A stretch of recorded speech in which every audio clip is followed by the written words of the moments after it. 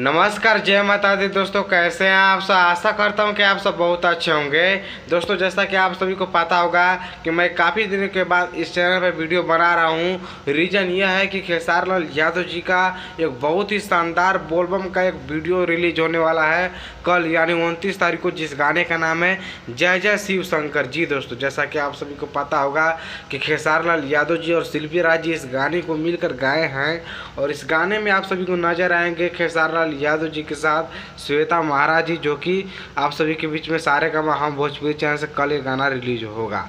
तो बहुत ही शानदार वीडियो रिलीज होने वाला है। आप लोग देखने के लिए एकदम तैयार रहिएगा, क्योंकि आप लोग भी बहुत ज़्यादा इंतजार कर रहे थे और मुझे तो टाइम नहीं मिल पा रहा था कि मैं वीडियो कब बनाऊँ, लेकिन फिर भी इस गाने का पोस्टर देखने के बाद मुझे रह न गया। मैंने सोचा कि क्यों ना एक वीडियो बनाते हैं और आप सभी को बताते हैं। तो आप लोग कल सारेगामा हम भोजपुरी के यूट्यूब चैनल से तैयार रहिएगा।